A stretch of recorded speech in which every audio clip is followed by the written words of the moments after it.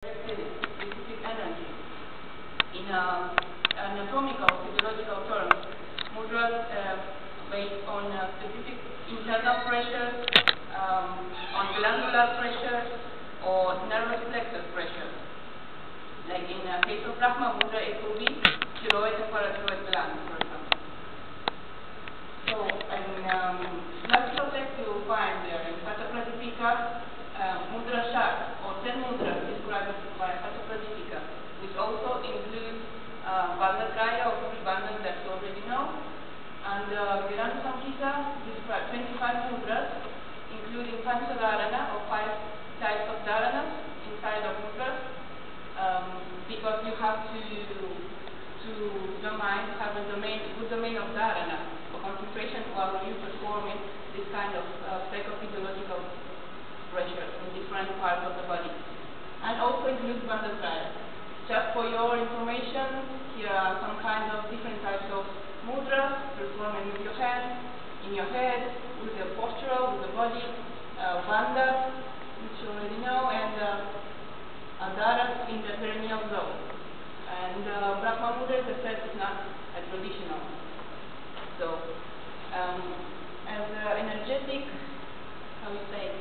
energetic feature of mudra is related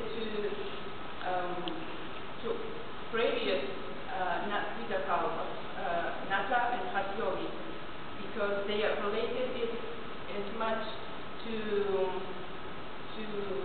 concentration, to direction of the energy, making the pranavayu enter to Brahmanadi, which is another name of Sushumna, and also they are related very much to preservation of the lower energy, as you can see in Bakroli and Takazoli mudras, which are very typical mudras proper of tantric text. So we can say the general benefits of all mudras of inner awareness, peace of mind, which is very necessary to make the body enter to Sushumna.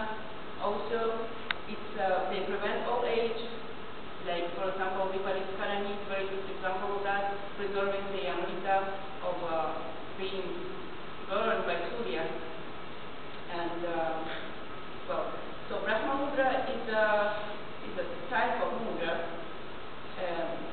related to the zone of throat, and it's called Brahmamudra because it's related to the god of creator of the Trimurti, which sometimes is represented with 4 heads, like being projecting the creation to the 4 different parts of the world. And I marked Shiva as well because of that tantric origin that I explained before. And the technique is very simple, but in generally mudras, not in Brahmamudra case, but in generally mudras are not recommended to youngsters lower than 12 years old because of the energetic awakening that is not recommended to small children. But Brahmamudra is not, it seems that the text doesn't say that. It's like it can be performed by anyone. So the technique is very simple. You have to do Padmasana, you straight. It's better that you make a lock with your ankles so your back will be naturally straight. I just only explaining that with you. The movement should be slow. You have to do it first with closed eyes. The later performance of Brahmamudra, it should be more combined with drishti and with the direction, specific direction of your gaze, and also with Simhamudra and Jivabandha. It's for advanced practice of Brahmamudra, because it will form also another bandha for your body. But for beginning, we perform it with closed eyes, without doing Jivabandha, without doing Mula Bandha also. So you start from the right side, very slowly, turn your head as much as you can, but don't force your neck, don't get too stress on your shoulders, and you maintain it for a few seconds, trying to concentrate on the stress region, and the same way, you slowly coming back. You repeat the same to the left side. Try to maintain the chin parallel to your shoulder. As much as you can, don't put it down. You come back again to center. When you bend your head forward, try not to go forward too much. So here you will adopt Chaturanga Bandha. Try not to put tension on your neck. Your facial muscle always relaxed. And you return to center and backward. The same concentration on your throat region while you're doing this. Try to control here your muscles when you come back so you will not get hurt in this movement. So this is the technique. The most important is that you have to perform it as slowly as you can do. Do it as much as you can to all the four sides. Don't hold your breath. Breathing is very important, and actually try to direct the breath to the region which you're trying to stretch anywhere, to Vishuddha chakra or to right to left side. Try to feel like breathing in this part which is stretching.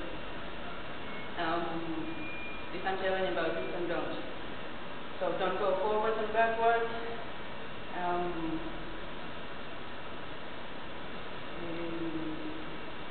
Maintain the position for a few seconds. And in the books it's recommended to start with 2 rounds of Brahmamudra per day, and then increase it until 6 times. But of course it depends. And the advantages of Brahmamudra specifically, it relieves the stiffness of the neck muscle, but the most important, it gives pressure to the thyroid and parathyroid glands because of the blood supply. It stimulates the carotid arteria which passes here and gives supply to the brain. So it's very important to improve the function of this arteria when you make the lock. It also nourish the cervical ganglia and cervical nerve. And as I said, for later practice it will be more efficacious practice with the applying of Jiva Bandha and Simha Mudra, with Uddiyana Bandha and with Mula Bandha. Well, of course it tones up the muscles and stretch the muscles of the neck, and as for whole mudras, all the mudras, not only this one, it relieves tension of your mind, it improves the concentration of your mind and calmness of your mind. Limitations, there are no limitations for Brahmamudra, but those who suffer from cervical spondylosis should not perform a thick movement, trying to avoid it if it's very severe spondylosis, because it's a kind of osteoarthritis which stress too much at the nerve, so it gives a lot of pain and can paralyze even the movements of the body. So in this case, you have to avoid the last movement. So if you don't have any questions,